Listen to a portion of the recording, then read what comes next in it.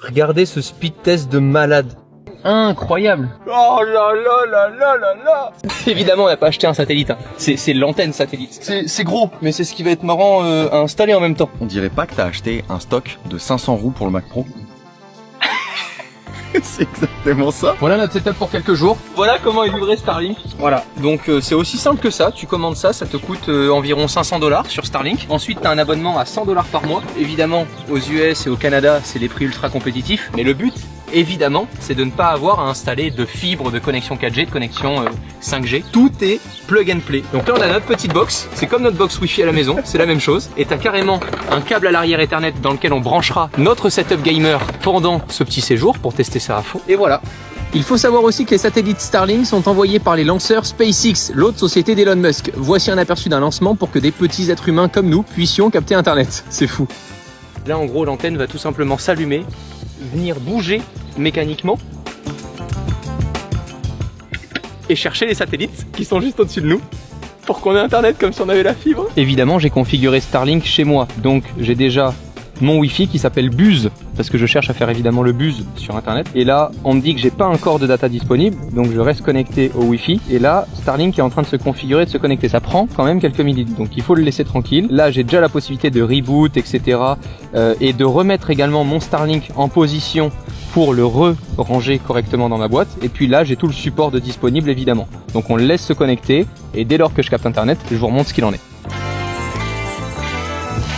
Regardez ce speed test de malade, c'est incroyable. Ah ouais, 174 en download et le upload est vraiment pas dégueu. Hein. Ça marche d'enfer. Évidemment, et pour l'instant, de ce que je remarque, c'est juste pas stable du tout. En fait, ça dépend d'où est le satellite et de comment se comporte l'antenne. Tout à l'heure, on était à 40 mégas en download et genre 5 en upload. Et là, on est à 174. Ce sera testé. Ça sera testé en condition avec le setup. Et regardez les câbles qu'il a. C'est que mec, t'as une centrale électrique en haut ou quoi? C'est toi le mec de YouTube. Un mec lourd, hein. Bonne nuit les gars. Bonne nuit.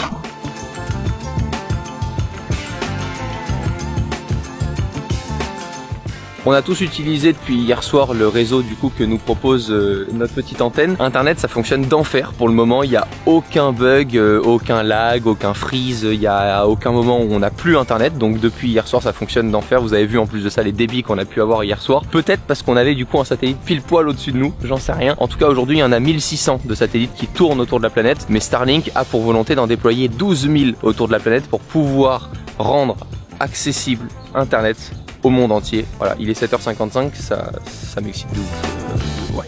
Léo, viens. Ça y est, c'est le moment mec. On a testé avec le téléphone, on a testé avec l'iPod, on a testé avec l'ordi rapidement. Ça fonctionne. Maintenant, il faut tester avec le setup. Ah, tu veux installer le setup là? Ouais. Ok. Je crois que ce van n'aura jamais connu ça. Il est magnifique ce PC. Ah, il est incroyable ce PC, tu veux dire. Alors, 39 millisecondes de ping. Wow, mais mec, c'est oh là là là là là là. Ça veut dire que là, de mon van, je peux upload mes vidéos YouTube, consommer du porno en 8K, en VR, hein, tu fais ce que tu veux quoi. On va pas faire ça ce soir, mais non, oui. On est beaucoup dans le van. Oui, d'accord.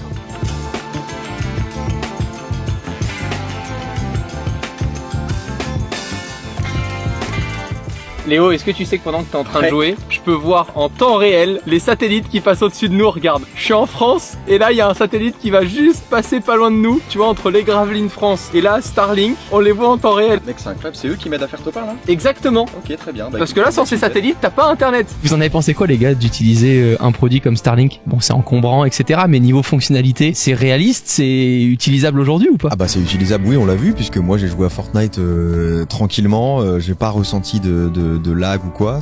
Pour le coup, l'utilisation en 4G d'internet aurait suffi, c'est-à-dire que le fait d'aller sur Instagram, de faire tes mails, etc., ça aurait largement suffi. Jouer à Fortnite là en 4G, je pense que ça aurait été un peu plus instable. Et en plus tu flingues ton abonnement. Et en plus tu flingues ton abonnement. Non, clairement, on n'était pas dans le besoin de ce truc-là pour passer le week-end, mais par contre ça a été une expérience top. Et en raisonnement plutôt B2B, tu te dis que t'amènes une puissance sans dévaster le territoire dans lequel t'es installé. Donc là on est sur l'île de Ré, ok, bon, il y a de la 4G, les opérateurs vont te dire qu'ils vont amener la 5G, etc., mais il y a encore plein d'endroits sur la planète, parce qu'on raisonne comme des codes d'enfants gâtés, il y a plein d'endroits sur la planète qui ont des difficultés pour avoir une connectivité. Là tu mets l'antenne, ça capte le satellite et t'as du très haut débit. Et t'imagines que tu peux faire classe à des endroits qui n'ont pas accès à l'information. Tu vois, c'est hyper traumatisant pour des populations qui parcourent des kilomètres et des kilomètres pour rejoindre des zones d'enseignement. Et souvent, ces parcours sont dangereux. On dit ok, bah il faut que les gamins aillent à l'école. On peut pas fabriquer des écoles dans tous les villages. C'est quand même un problème dans le fond. Va faire 3 heures de marche au milieu du désert pour aller à l'école quand t'as 7 ou 8 ans. Et après, on en reparle de est-ce que c'est un caprice ou pas un caprice. C'est fondamental. Ça peut fondamentalement changer la donne sur pas mal de sujets.